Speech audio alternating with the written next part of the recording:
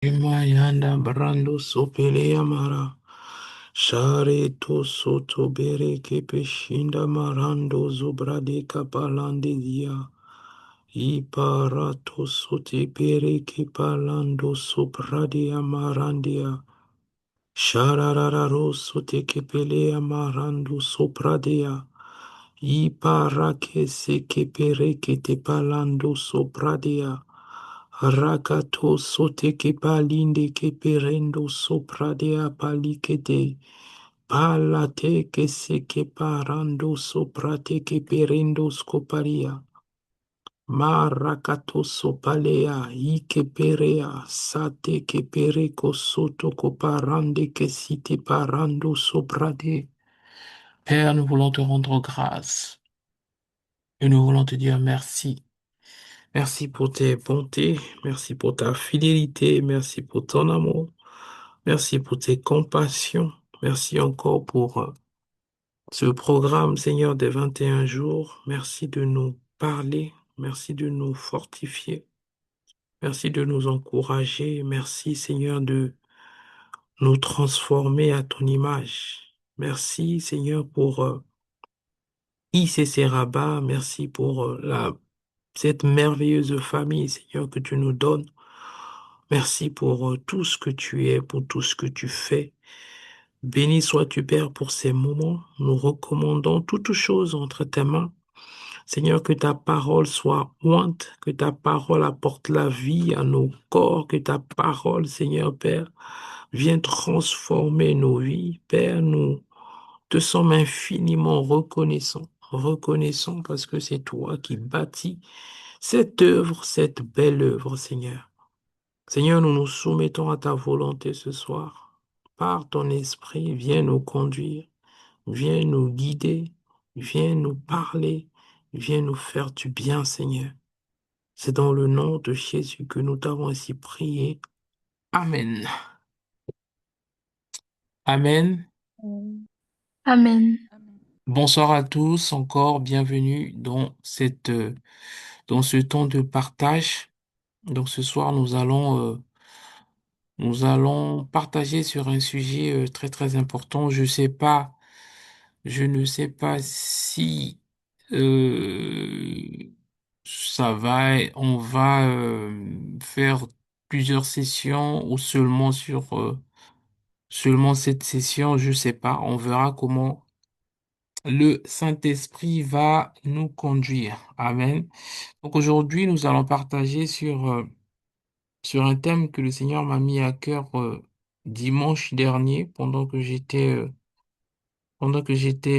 au culte, pendant que je priais, en tout cas pendant que j'étais au culte dimanche dernier, le Seigneur m'a vraiment mis à cœur de partager sur ce thème et qui va aussi en rapport avec le thème des 21 jours. Donc aujourd'hui, nous allons partager sur ce thème connaître et expérimente l'amour de Dieu. Donc c'est ce que nous allons partager aujourd'hui et voilà, on verra comment le Seigneur va nous conduire. Peut-être qu'on va terminer aujourd'hui, peut-être qu'on le fera sur deux jeudis, pardon. On verra vraiment comment le Seigneur nous conduira. Amen. Donc, Le, le pourquoi de ce thème, c'est simplement à partir du thème des 21 jours. C'est vraiment, le Seigneur nous appelle à revenir au premier amour. Le Seigneur nous appelle à revenir au premier amour. Mais j'ai voulu qu'on prenne un peu le temps pour se demander, mais c'est quoi déjà, c'est quoi l'amour en réalité? C'est quoi l'amour? Quelle est la vision de Dieu concernant l'amour? Quelles sont les caractéristiques de l'amour? Donc je me suis rendu compte tout simplement que l'amour de Dieu est la plus grande chose ou encore la plus grande révélation que nous croyons, nous enfants de Dieu, avons reçue, mais qui ne comprenons pas forcément en fait qu'est-ce que ça veut dire quel est réellement l'impact de cet amour sur notre vie. La raison pour laquelle, ou ce qui me fait dire que parfois on ne comprend pas l'amour de Dieu, c'est que dans nos subconscients, parfois lorsque, entre guillemets, tu pêches et tu te répands, tu penses que l'amour de Dieu envers toi a baissé. Par exemple, si Dieu t'aimait au niveau 10 et que parce que tu as péché, même si tu t'es repenti, l'amour de Dieu a baissé au niveau 3. Donc, beaucoup de chrétiens, beaucoup de nous avons, en fait, dans notre subconscient, avons cette conception de Dieu, cette pensée de Dieu que l'amour de Dieu est variable, c'est-à-dire que l'amour de Dieu peut varier en fonction. Donc, si j'ai fait des bonnes œuvres, là, Dieu est content. Si j'ai fait des mauvaises œuvres, Dieu n'est pas content, etc. Donc, il m'a paru vraiment nécessaire de prendre le temps, étant donné que nous sommes vraiment dans cette phase-là où on est en train de parler de l'amour de Dieu, c'est de prendre le temps aussi de nous expliquer certaines choses, certains concepts, ok? Et voilà, donc beaucoup de chrétiens connaissent l'amour de Dieu par intellect, c'est-à-dire j'ai entendu, Dieu a tant aimé, etc., mais qui n'expérimentent pas véritablement l'amour de Dieu. Parce que lorsque tu expérimentes l'amour de Dieu, cette expérimentation te sort du rejet. Tu ne peux pas expérimenter l'amour de Dieu et avoir le rejet. En fait, lorsque tu expérimentes l'amour de Dieu, tu peux plus, en fait, ça te délivre du rejet. Ça veut dire quoi? Ça veut dire que si Dieu m'aime, quelle que soit la personne autre qui me déteste, en vrai, je m'en fous, quoi. Donc, lorsqu'on expérimente véritablement l'amour de Dieu, il y a quelque chose qui se passe dans nos vies. Et la raison pour laquelle beaucoup de personnes expérimentent parfois le sentiment de rejet, oh même pas, je me sens pas aimé, c'est parce que on a peut-être goûté à l'amour de Dieu lorsqu'on s'était converti, ou on a goûté de temps en temps, mais on n'expérimente pas, c'est-à-dire on ne vit pas l'amour de Dieu au quotidien. Parfois on se sent aimé, parfois on se sent pas aimé, etc. Et donc l'objectif de ce temps de partage, c'est vraiment de creuser un peu plus pour mieux comprendre l'amour de Dieu. Amen.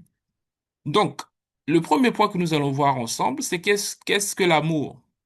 Dis à ton voisin, qu'est-ce que l'amour? On va faire un cours de l'amour aujourd'hui. Dis à ton voisin, qu'est-ce que l'amour? Je te Qu'est-ce regarde, que dis à ton voisin, qu'est-ce que l'amour? qu'est-ce que l'amour? Qu'est-ce que Hein? l'amour? Il dit souvent Qu'est-ce Dieu que m'aime, l'amour? Dieu est amour, surtout Dieu est amour. On aime beaucoup ça. Mais ça veut dire quoi, amour? Hmm? Qu'est-ce que l'amour? Hmm? Donc, selon le dictionnaire, le Larousse ou autre, l'amour est un sentiment profond d'affection ou encore d'attachement ou de bienveillance envers quelqu'un ou encore envers quelque chose. Donc, selon le dictionnaire, soit Larousse, soit le Robert, l'amour est défini comme étant un sentiment. Genre, je sens que je t'aime, je sens que je t'aime plus, comme un sentiment profond d'affection et d'attachement euh, ou de bienveillance envers quelqu'un ou encore envers quelque chose. Ok? J'aime quelqu'un et j'aime aussi quoi? Le chocolat, j'aime le mafé, j'aime quoi? La tchéké, j'aime l'amour et donc eux ils définissent ça comme étant un sentiment profond d'affection de quelqu'un ou de quelque chose. OK? Donc voilà, la suite, ils mettent l'amour implique, non, il implique le désir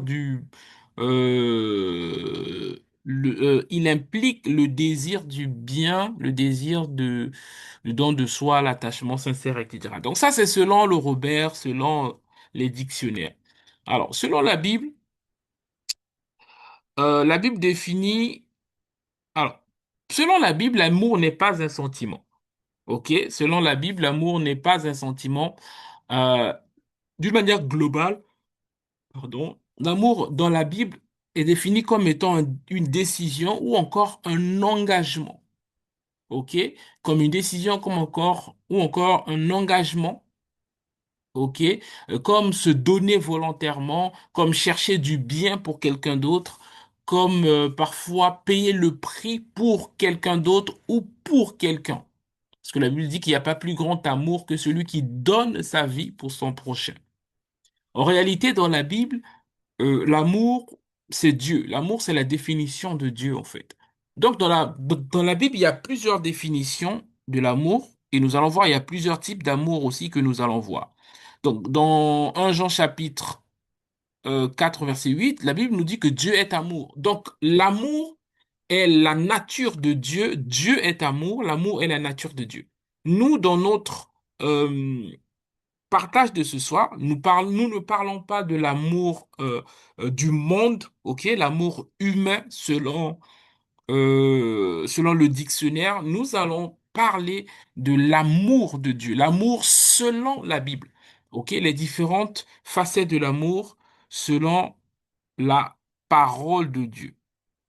Ok, on voit aussi dans Colossiens 3, verset 14, la Bible dit que l'amour est un lien de perfection. Ok, donc dans 1 Jean chapitre 4, versets 7 à 8, la Bible dit, car celui qui n'aime pas n'a pas connu Dieu, car Dieu est amour. Donc nous voyons que dans la Bible définit l'amour comme étant la nature de Dieu. Ok? Donc là, on a donné quelques définitions comme ça rapides. Nous allons voir dans cette partie les différents types d'amour que l'on trouve dans la Bible, ou encore des différentes déclinaisons de l'amour. Dans le mot français, euh, on dit j'aime ma femme, j'aime mon fiancé, et on dit la même chose, j'aime les mangues. En gros, on utilise le même mot pour dire plusieurs choses, ou j'aime voyager, j'aime, mais en fait, ça n'a pas le même poids, ou encore ça n'a pas la même signification en réalité. Et donc, la Bible, euh, différencie, différencie ces différents j'aime. OK? Donc, on va voir quatre types d'amour, on va dire, qui existent dans la Bible. Le tout premier, alors, c'est pas très, très répandu, ou encore c'est pas très, très connu, c'est l'amour, on va dire l'amour familial. Alors, alors, je sais pas si c'est storgé, j'arrive jamais à le prononcer, storgé. C'est l'amour familial. En, en, en fait, c'est l'amour entre euh, un père et un fils, un père et une fille. C'est l'amour familial. Une mère avec son enfant, etc. Donc, c'est l'amour familial. OK? On peut le voir dans 2 Timothée, chapitre 3, verset 3. La Bible parle. En fait, c'est un lien, c'est l'amour naturel ou encore familial. Ok, donc ça c'est le premier type d'amour qu'on trouve dans la Bible. Ensuite, on a, donc ça vous le connaissez déjà, on parle de l'amour philéa ou encore philéa ou philéo, c'est la même chose. C'est l'amour fraternel ou encore un amitié profond. C'est l'amour fraternel ou encore un amitié profond. Ok, on peut le voir aussi dans Jean chapitre 11 verset 3. La Bible dit, les sœurs envoyèrent dire à Jésus, donc je pense Marie et Marthe envoyaient dire à Jésus, Seigneur, voici celui que tu aimes est malade. Donc ici, on parle, ils ont envoyé quelqu'un pour dire à Jésus que Job était malade. Ok? Donc, voici celui que tu aimes. Ici, c'est l'amour, aime, c'est l'amour philéa, celui qui est ton ami, celui avec qui tu es en amitié. Amen. Donc, ça, c'est l'amour philéa, donc philia, ou l'amour philéo. Voilà, c'est la même chose. Ok? Donc, ça, c'est l'amour fraternel. les frères, nos sœurs dans l'assemblée, dans le corps de Christ. C'est l'amour filial, c'est l'amour amitié. OK? Donc ça, c'est le deuxième type d'amour. Alors, il y a d'autres versets que je vais pas forcément développer. Vous pourrez prendre note. Et même, c'est là où, dans Romains, le verset qu'on cite souvent, hein, aimez-vous les uns les autres. Là, on parle de l'amour philéa. On parle pas de l'amour storgé ou encore l'autre type d'amour. Aimez-vous les uns les autres. Aimez-vous de l'amour fraternel. L'amour des frères, des sœurs en Christ. Ok, donc ça, c'était le deuxième type d'amour, le deuxième type d'amour, en tout cas, qui existe dans la Bible. Ensuite, on parle de l'amour éros. L'amour éros, en fait, c'est l'amour romantique ou encore l'amour physique, ok? L'amour passionnel, l'amour conjugal entre un homme et une femme qui s'aiment, qui s'aiment physiquement. C'est ce qu'on appelle l'amour éros, ok? C'est l'amour éros. Et alors, dans la Bible, alors c'est pas écrit noir sur blanc, mais on peut le retrouver dans Cantique des Cantiques. OK? Et on peut aussi le retrouver dans Proverbes. OK? Donc ça, là, il s'agit de l'amour entre un homme et une femme qui s'aiment profondément, qui sont liés par un lien conjugal, voilà. Ensuite, le dernier type d'amour qu'on retrouve dans la Bible, qui est l'amour divin, qui est l'amour de Dieu, en fait, qui est l'amour, on va dire, inconditionnel, c'est l'amour agapé, ou encore l'amour agapao. Ok, c'est l'amour divin, c'est l'amour inconditionnel, c'est l'amour sacrificiel aussi. Parfois, on le présente comme étant un amour sacrificiel. Et c'est ce qu'on voit dans Jean chapitre 3 verset 16. La Bible dit, car Dieu a tant aimé le monde qu'il a donné son Fils unique afin que quiconque croit en lui ne périsse pas. Donc ça, c'est l'amour de Dieu. Dieu a tant aimé. C'est un amour inconditionnel. C'est-à-dire, tu n'as rien à faire, on va le voir tout à l'heure, pour, pour que Dieu puisse t'aimer. Dieu a décidé volontairement de t'aimer et Dieu t'aime. Dieu m'aime, Dieu nous aime. Donc, l'amour agapao ou encore l'amour agapé, c'est l'amour de Dieu, c'est l'amour profond de Dieu pour nous. Ok? Dieu nous a aimés et donc, lorsqu'on parle de l'amour de Dieu, ou lorsqu'on parle de l'amour selon Dieu, c'est de cet amour-là dont on parle. C'est un amour inconditionnel, c'est-à-dire les hommes ou les humains, pour qu'ils puissent t'aimer, tu dois avoir fait quelque chose, ou tu dois avoir quelque chose qu'il veut, ou qu'il a, etc. Toutes ces choses-là, qu'il aime bien ta tête, etc. Donc ça, c'est les différentes formes d'amour, Eros, etc. Mais l'amour dont nous parlons, c'est l'amour agapé, l'amour agapao.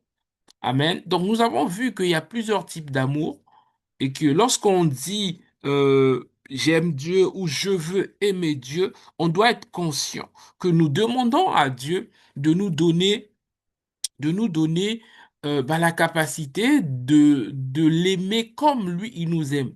Et comment Dieu nous aime? Dieu nous aime sans condition. Et beaucoup d'entre nous aimons Dieu avec des conditions. Dis Seigneur, je vais faire ci. euh, je vais faire ci, si jamais, donc je prie, et si jamais tu me bénis pas, Seigneur, je suis fâché. Ou si jamais tu me bénis pas, je lâche ta main. Si jamais tu me bénis pas, j'abandonne la foi, etc. Ça, ce n'est pas l'amour de Dieu. Ça, c'est un amour par intérêt. Tu suis Dieu parce qu'il te donne une position. Tu suis Dieu parce que, euh, euh, voilà, il te bénit. Le jour qu'il te bénira pas, bah, tu changes d'avis, tu deviens contre Dieu. Et ça, ce n'est pas l'amour de Dieu. L'amour de Dieu est inconditionnel. C'est pour ça que ces martyrs ont dit, on est dans la fosse au lion. Que Dieu intervienne ou qu'il n'intervienne pas, on ne va pas le régner. Ça, c'est le niveau de l'amour inconditionnel. C'est-à-dire, Je n'ai pas besoin que Dieu me bénisse pour que je puisse l'aimer. Il m'a aimé, je décide de l'aimer. Je n'ai pas besoin que Dieu puisse me promouvoir pour m'attacher à lui. J'ai décidé de m'attacher à lui. Je vais m'attacher à lui. S'il le fait, gloire à Dieu. S'il le fait pas, gloire à Dieu. Amen. Donc, c'est ce niveau d'amour que nous aspirons à avoir. OK? Nous allons partager, je vais partager avec vous les caractéristiques de l'amour. En tout cas, l'amour selon Dieu.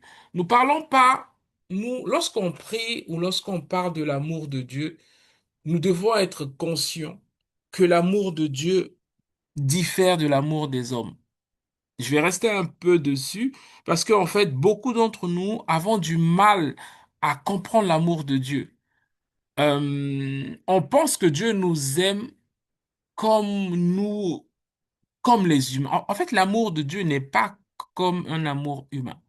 L'amour humain, c'est que lorsque, par exemple, tu aimes quelqu'un, tu aimes un frère, tu aimes une sœur, tu aimes quelqu'un, tu aimes bien quelqu'un, et lorsque quelqu'un, cette personne-là, te blesse, en fait, l'amour que tu avais pour la personne baisse.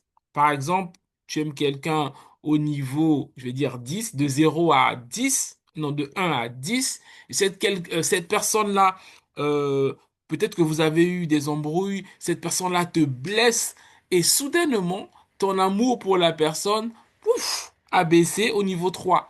Parce que dans ta tête, la personne, c'est une personne idéale, elle peut pas te blesser, etc.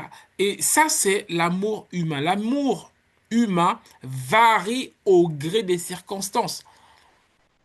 Parce que quelqu'un ne t'a pas donné ce que tu as demandé, ton amour envers la personne, ton affection envers la personne a baissé. Ça, c'est l'amour humain.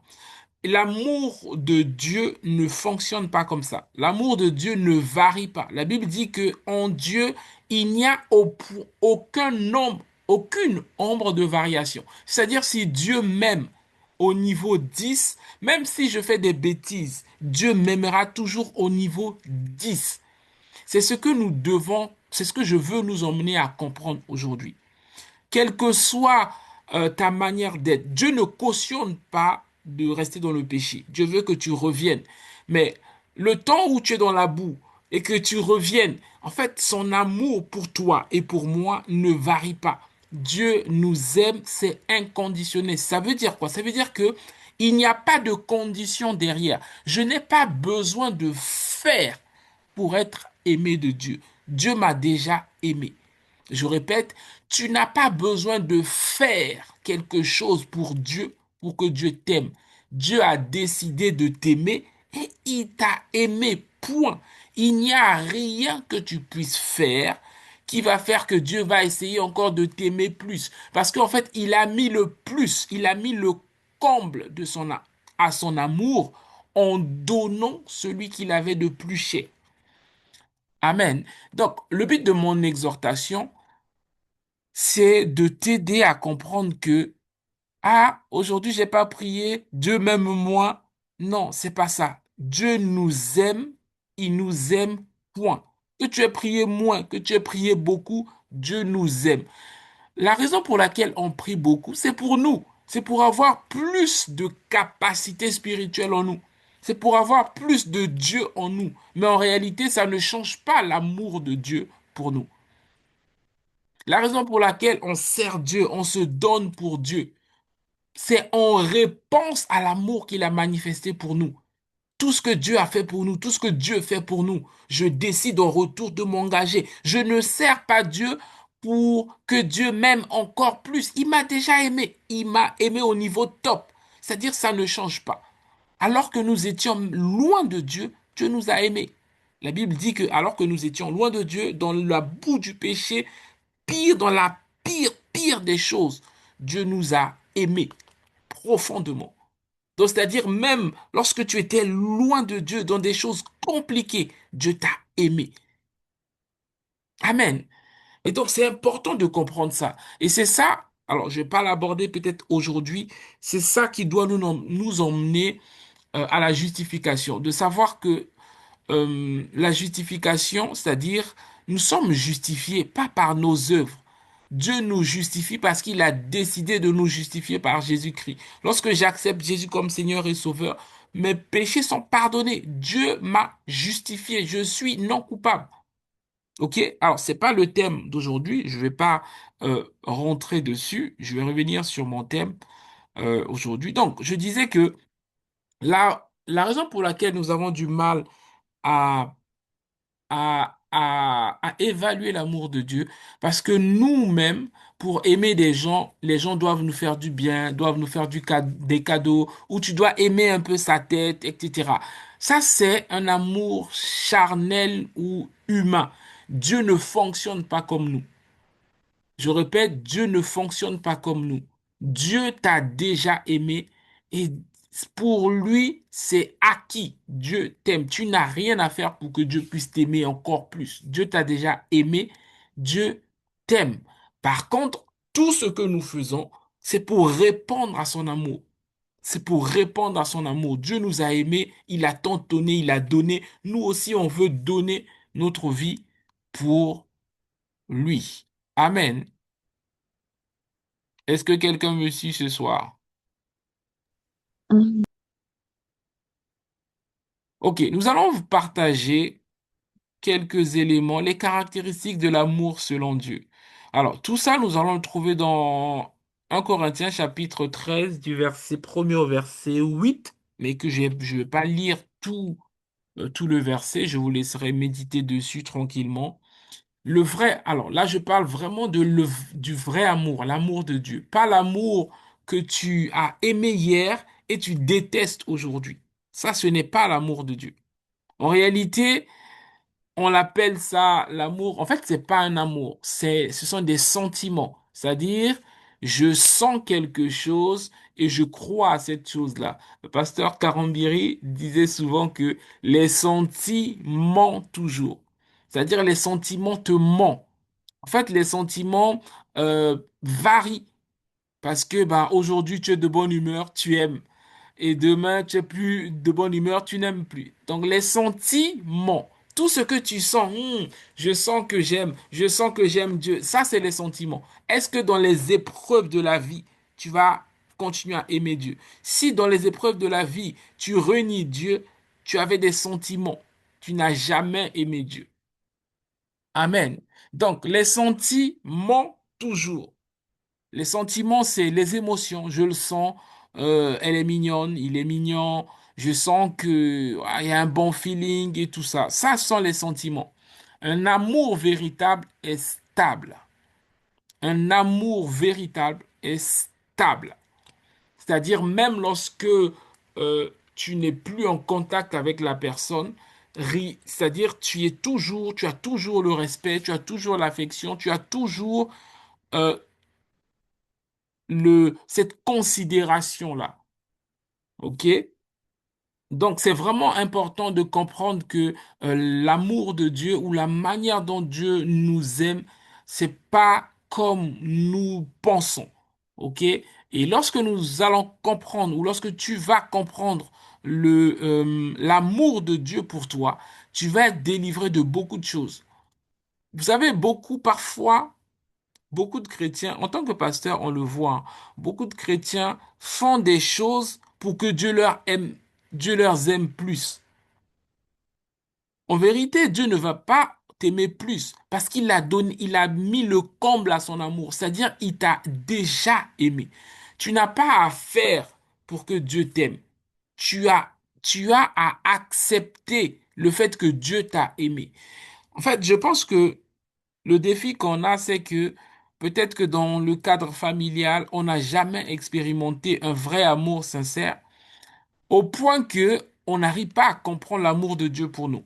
On a du mal parce qu'on ne comprend pas comment Dieu peut nous aimer, comment Dieu peut nous aimer, comment Dieu peut nous aimer alors qu'on n'a rien fait pour lui, en fait. Et donc, dans notre subconscient, c'est que pour que quelqu'un t'aime, tu dois avoir fait quelque chose pour lui.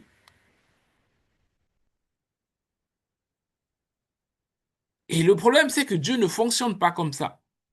Et donc, si nous avions cette manière de fonctionner, nous devons absolument revoir ça. Parce que sinon, nous allons louper certaines grâces avec le Seigneur. Amen. Donc, je vais continuer. Je vais voir avec vous les caractéristiques de l'amour selon Dieu. L'amour est passion. Lorsque tu marches dans l'amour, tu es un homme, tu es une femme passion. Tu es patient envers les autres. Lorsque tu es impatient envers les autres, lorsque tu n'as pas de patience, ça veut dire que tu marches pas dans l'amour. Tu marches dans la chair ou tu marches dans autre chose.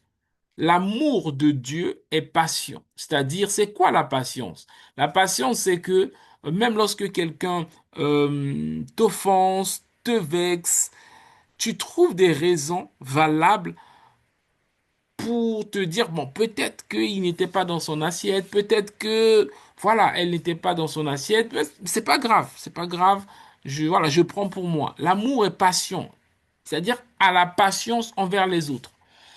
Deuxième caractéristique de l'amour, c'est que l'amour est plein de bonté.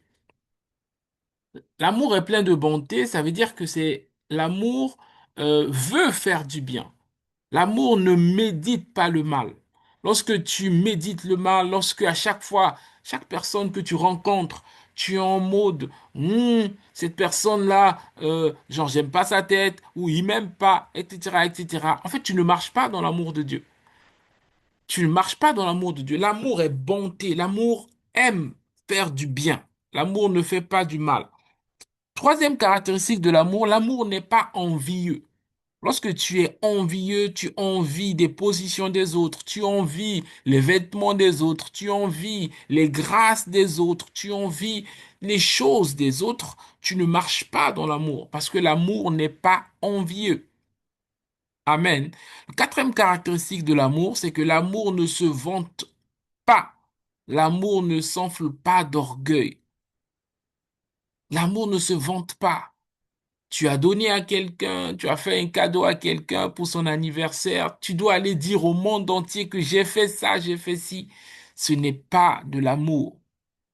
L'amour ne s'enfle pas d'orgueil. L'amour ne, voilà, ne se vante pas. Amen. Je vais continuer dessus. L'amour ne fait rien de malhonnête. L'amour ne fait rien de malhonnête. La malhonnêteté, c'est que tu, en fait, tu fais des choses euh, avec un mauvais cœur. C'est-à-dire, derrière, tu as déjà tes plans. En fait, tu n'es pas honnête envers des autres. Et l'amour de Dieu n'est pas malhonnête.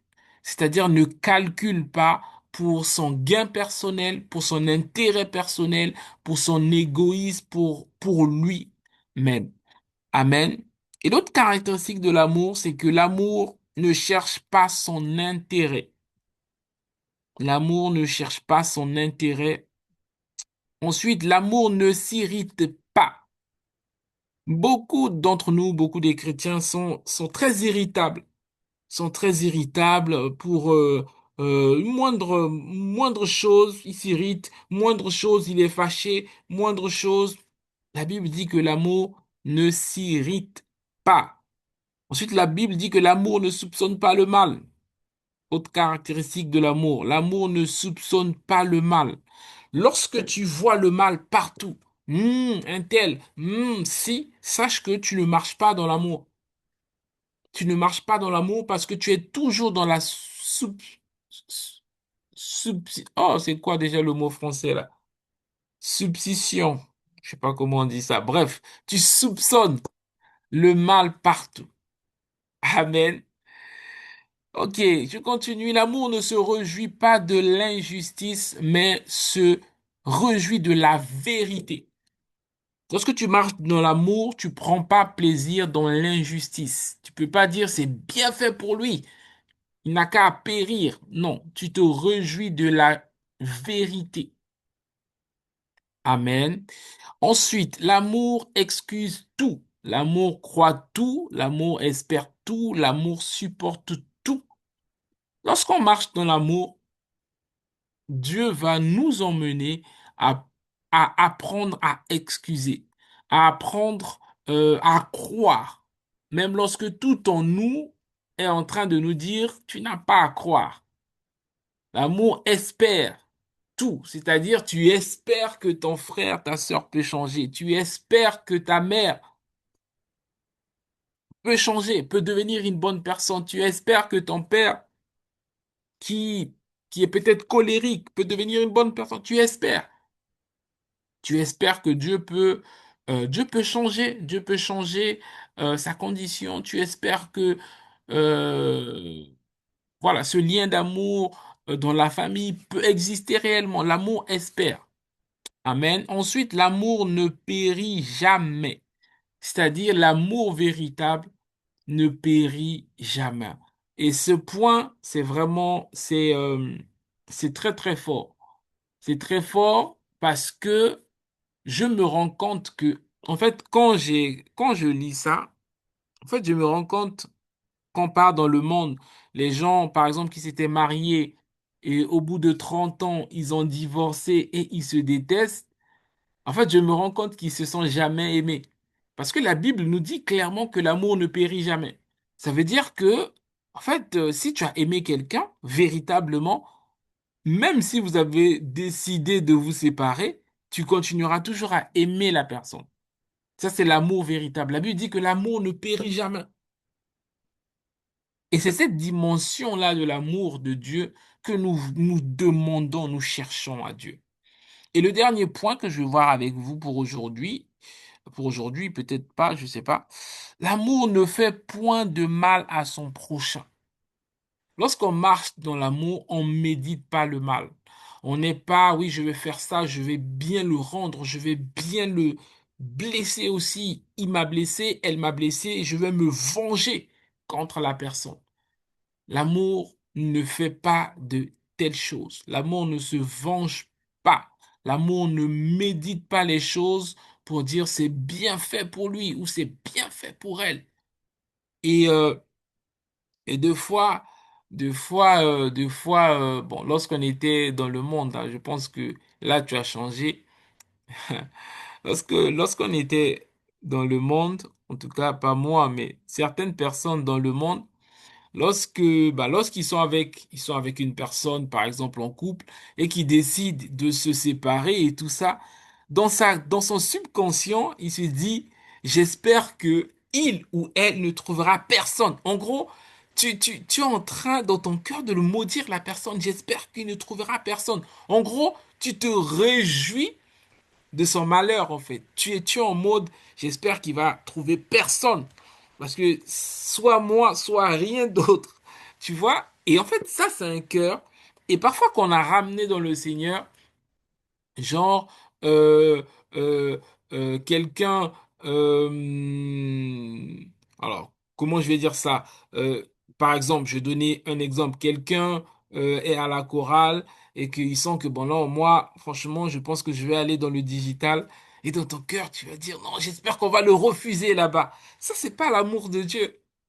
C'est pas le cœur de Dieu. Et parfois, on a tendance à avoir ce type de pensée. C'est subtil. Ou parfois quelqu'un était dans l'église et tout ça, décide de partir dans une autre église. Et dans le subconscient, tu le souhaites du mal. Tu dis oui, bon, j'espère qu'il va pas être épanoui là-bas. Mais pourquoi il va pas être épanoui? L'amour ne se réjouit pas du mal. L'amour réjouit de la justice. Il ne se réjouit pas de l'injustice. Donc, c'est des types d'agissements parfois que nous avons qui sont des choses qui démontrent que, en fait, l'amour de Dieu n'est pas encore pleinement, entièrement en nous, établi en nous. OK? Et on va peut-être s'arrêter là pour ce soir. Je vais prendre des questions s'il y a des questions. Mais ce que je voulais commencer, je pense qu'on va continuer le jeudi prochain. Ce que je voulais nous faire commencer à comprendre. S'il y a deux choses peut-être que devez retenir ce soir pour moi, c'est de comprendre que Dieu t'a aimé, Dieu m'a aimé et c'est inconditionnel. C'est sans condition. Dieu m'a aimé, Dieu t'a aimé, c'est sans condition. Alors même que tu étais pécheur, j'étais pécheur, Dieu a décidé de m'aimer, de t'aimer, de nous aimer. Et tu dois accepter cet amour. La prochaine fois, nous verrons euh, comment on fait pour accepter l'amour de Dieu. Alors, voilà, on parlera de connaître l'amour de Dieu. Ok, mais je vais pas le commencer là, à l'heure un peu avancée. En tout cas, et aussi de regarder qu'est-ce qui caractérise l'amour agapao. L'amour agapao est passion envers les uns, envers les autres. L'amour agapao est plein de bonté. Amen. L'amour agapao ne n'envie pas. Tu peux pas être dans les envies, envier quelqu'un. Si quelqu'un a été promu, tu es mal à l'aise. Si quelqu'un réussit, tu es mal à l'aise. Tu as l'impression que la personne a pris ta place, etc., etc. Ok? L'amour ne se vante pas, tu fais du bien, tu vas dire au monde entier, voici ce que j'ai fait du bien, etc. Ça, ce n'est pas l'amour de Dieu. Amen. L'amour ne s'irrite pas, l'amour ne cherche pas son propre intérêt, l'amour ne soupçonne pas le mal, l'amour ne se réjouit pas de l'injustice. L'amour excuse tout, l'amour croit, l'amour espère, l'amour espère tout, l'amour supporte tout, l'amour ne périt pas, l'amour ne fait point de mal à son prochain. Voilà ce que je voulais nous partager. Je ne sais pas si vous avez des questions avant que nous puissions prier par rapport à ces points-là. Je pense qu'on continuera de prier par rapport à ça, même en tout cas pendant ces 21 jours.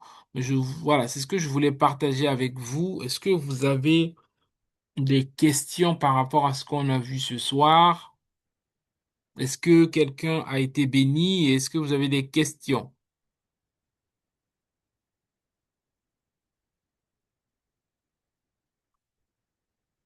N'hésitez pas à ouvrir votre micro et à parler s'il le faut.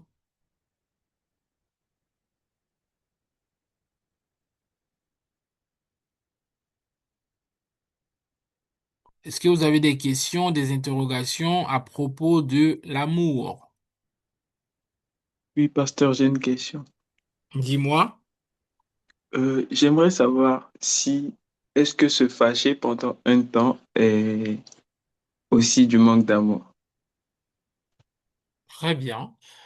Euh, c'est une très très très bonne question.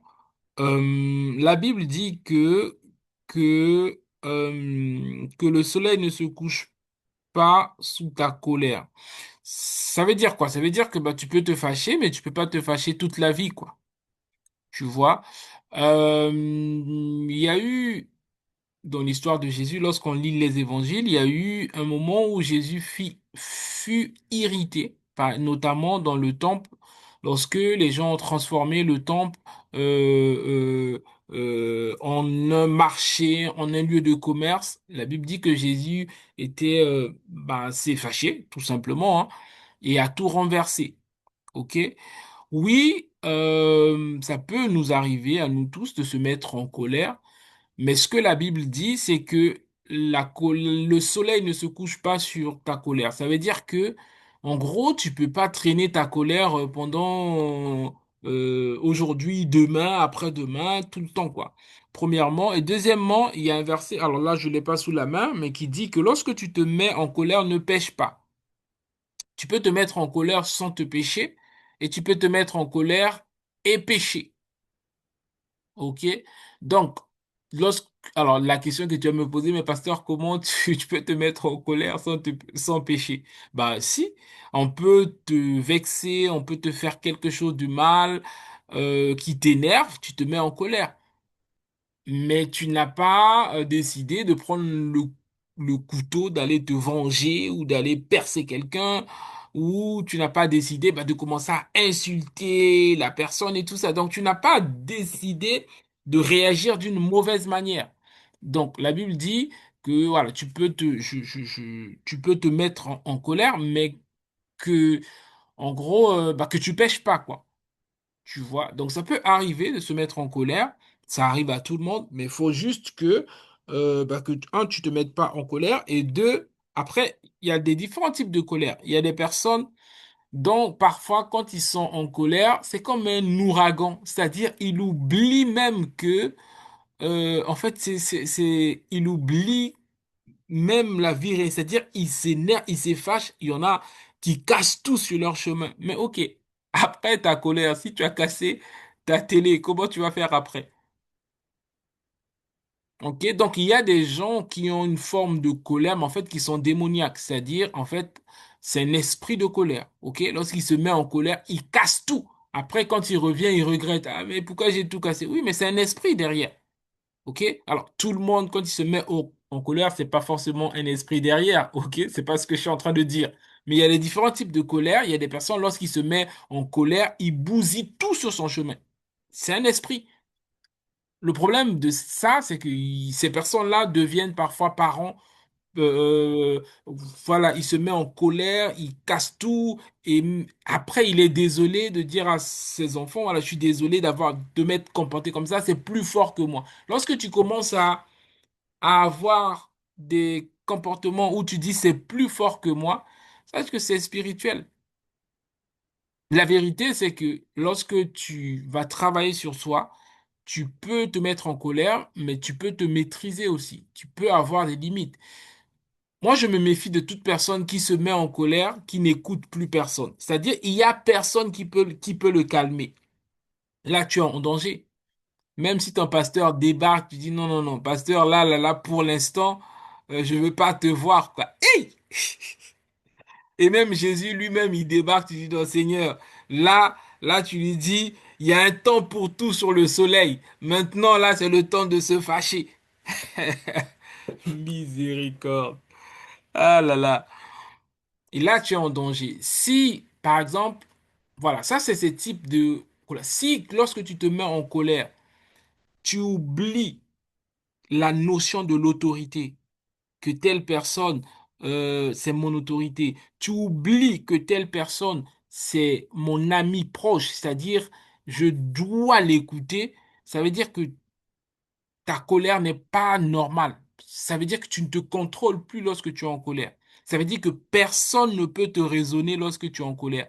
Et lorsque personne ne peut te raisonner lorsque tu es en colère, ça veut dire que tu es susceptible de pécher. Parce que tu n'écouteras plus personne. Tu feras que qu'à ta tête. OK? Mais là, tu es hyper en danger. Si personne sur la terre peut te reprendre en te disant, ah, fais attention, tu es en danger. Parce que tu es livré à ta propre chair. Le problème, c'est que les désirs de la chair sont contraires aux désirs de l'esprit. OK? Donc la chair va t'emmener à faire des choses bizarres, terribles, ou même tu vas regretter après, tu vas mettre la main sur la tête, mais pourquoi j'ai fait ça? Pourquoi j'ai dit ça? Pourquoi j'ai fait ça? Il y a des gens qui ont gâté leur vie juste à cause de la colère. Une parole déplacée au travail et il a mal parlé à son chef. De toute façon, j'ai pas besoin de ce travail, alors qu'il avait besoin de ça pour vivre, juste à cause de la colère. Ah bon, t'as pas besoin de ce travail? Ok, tu es viré. Tu es viré. Il met la main sur la tête. Et si je savais, trop tard. Lorsque la colère passe, trop tard. Tu as été viré à cause de la colère. Et il y a beaucoup qui ont perdu des choses à cause de la colère. Ils n'ont pas su contrôler leur colère. Donc, bienvenue pour répondre à ta question. Il peut arriver de se mettre en colère parce qu'il y a des choses parfois qui nous mettent en colère, mais tu dois être capable d'être en colère et ne pas pécher et ne pas faire des choses qui contredit la parole de Dieu, tout simplement. Et aussi de ne pas dormir sous la colère, sous ta colère. OK? Est-ce qu'il y a D'accord, d'autres merci. questions? De rien. Est-ce qu'il y a d'autres questions?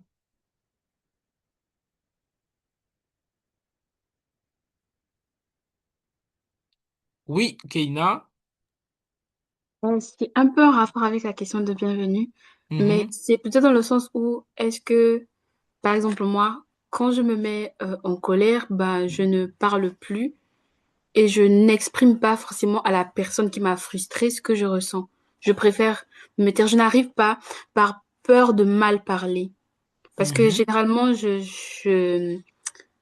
comment je vais dire, je me tais et je prends sur moi et je ne dis pas à la Mhm. personne parce que j'ai peur de me, peut-être De mal commettre parler une à la bêtise. personne. Voilà, c'est ça. Et tout le temps, Ok, c'est comme ça que je fais. Je me dis si c'est bon ou c'est mauvais de faire comme ça. ok.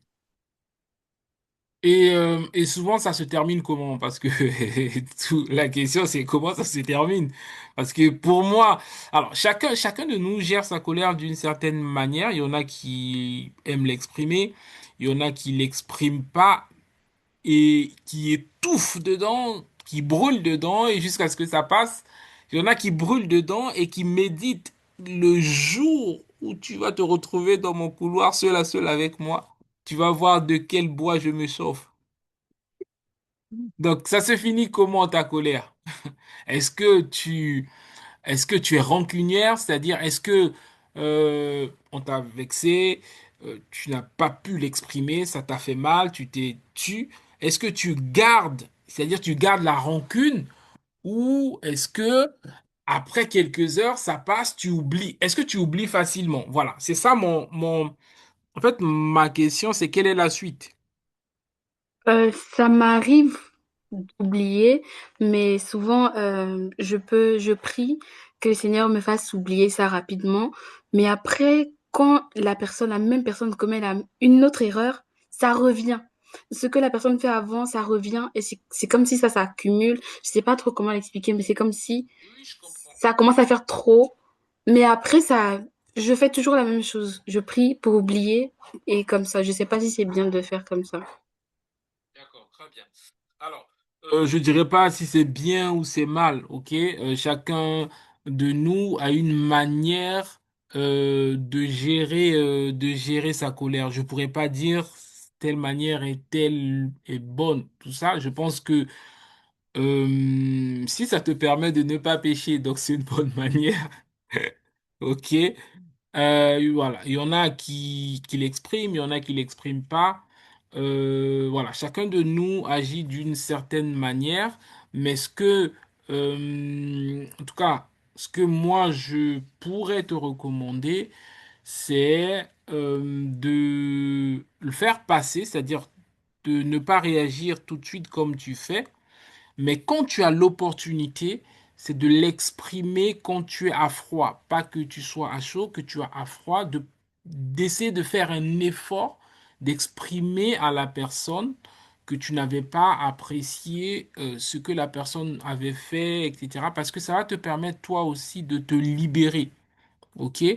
C'est très dangereux de ne jamais exprimer certaines situations parce que ça peut s'accumuler et te pousser à prendre des décisions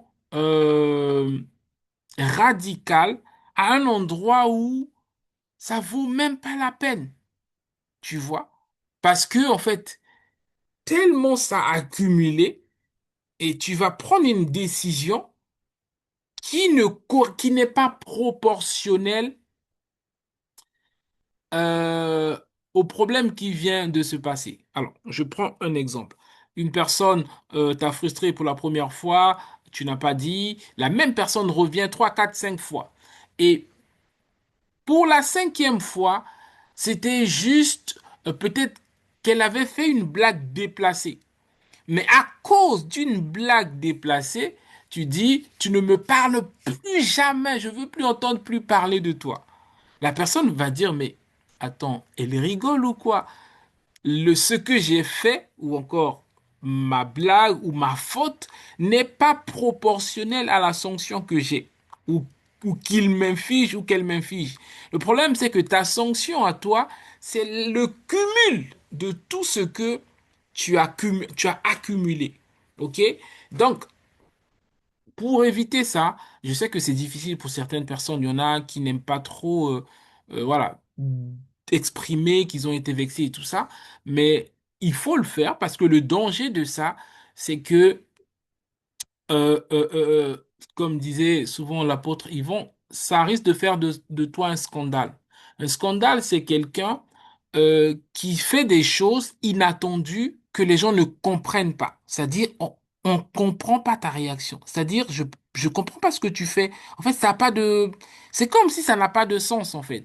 C'est parce qu'en fait, il y a un cumul des choses que tu as accumulées, que tu n'as pas exprimées, qui peut-être, parfois, il y a des choses que tu accumules, en fait, qui sont des malentendus. Tu n'as pas bien interprété ce que la personne a dit. Ok, mais si tu avais parlé avec la personne t'aurait expliqué, ah, en fait, je ne faisais pas allusion à ce que tu pensais. Je pensais plutôt à telle chose.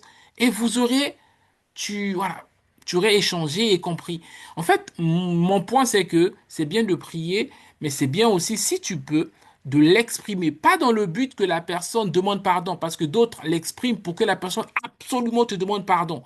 Qui te demande pardon ou pas, c'est pas ça le plus important. C'est que tu exprimes ton cœur. C'est-à-dire que tu sors ce poison-là. Parce que ça peut devenir un grand poison et faire de toi quelqu'un de, en fait, qui puisse te défigurer. Il faut savoir qu'il y a des connexions que Dieu met dans nos vies, qui sont des connexions temporaires pour d'autres, mais il y en a qui sont des connexions de destinée. Et tu peux casser la connexion de destinée à cause des cumuls de frustration que tu n'as pas évacués. Judas était une connexion de destinée, parce que Jésus avait prévu de faire les 12 des colonnes de la Nouvelle Jérusalem. Mais il a été blessé, il a emmagasiné au point où il a vendu Jésus. Et il a regretté après. Donc il est devenu traître. Pourquoi? Parce il a emmagasiné. Sûrement Jésus l'avait reprimandé, mais Jésus a reprimandé Pierre aussi, hein. Pour Pierre, il a été clair. Arrière de moi, Satan. Il a traité Pierre de Satan. Malgré ça, Pierre, il a dit, à qui irions-nous?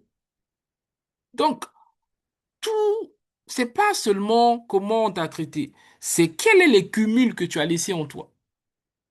Tu vois? C'est pour ça, moi, quand il y a quelque chose qui va pas, si j'ai l'opportunité, en tout cas, la majeure du temps, je crée l'opportunité pour en parler. Et puis, je passe à autre chose. Après, demain, c'est pas mon problème.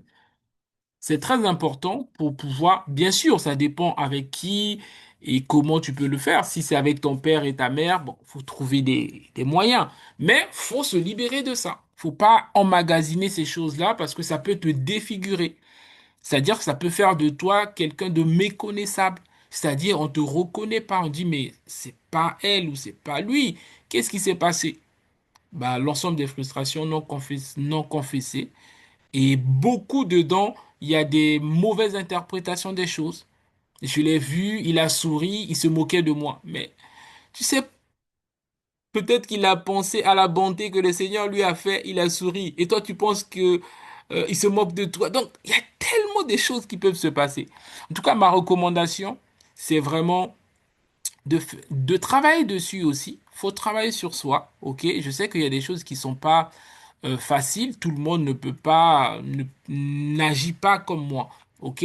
Mais de travailler dessus et de demander au Seigneur la grâce de ne pas laisser les petites choses comme ça s'emmagasiner dans notre cœur parce que ça risque de nous défigurer un jour et carrément te sortir du chemin de ta destinée en fait. Donc, pour répondre à ta question, est-ce que c'est bien de garder le silence? Moi, je pense que ça, c'est bien. Mais est-ce que c'est bien d'emmagasiner tout le temps? C'est bien de parler à Dieu, mais si tu as l'opportunité de parler à la personne, c'est de le faire aussi pour avoir une relation saine. Parce que si tu le fais pas, tu vas voir la personne, vous allez parler, mais tu ne sauras pas vrai. Parce que dans ton cœur, tu te souviens toujours de ce que la personne t'a fait. OK? Ou même si tu ne te souviens pas, ton subconscient te dit, fais attention à telle personne. Il risque encore de te blesser. Le problème, c'est que ce que tu crains, c'est ce qui t'arrive, parfois. Job a dit, voilà, ce que je crains, c'est ce qui m'arrive. Tu vois, donc ce que tu crains, entre guillemets, tu l'attires aussi. Tu peux aussi l'attirer, pas toujours. OK? Donc voilà, en tout cas, pour moi, c'est bien de contrôler ce que tu dis parce qu'on ne parle pas en vain. Faut jamais parler en vain. Ta bouche peut te porter ou peut te déporter, tout simplement. OK? Mais par contre, il faut apprendre, travailler sur soi, en tout cas, d'essayer de l'exprimer au bon moment, pas forcément à chaud, pour te permettre aussi voilà, de te défouler, quoi. Après, si tu le fais avec le Seigneur et tu te sens bien après, c'est tant mieux, quoi. Ok? D'accord, je Est-ce, vois. est-ce qu'il y avait d'autres questions par rapport au sujet dont nous sommes en train d'aborder avant qu'on puisse clôturer? Je sais que l'heure est passée.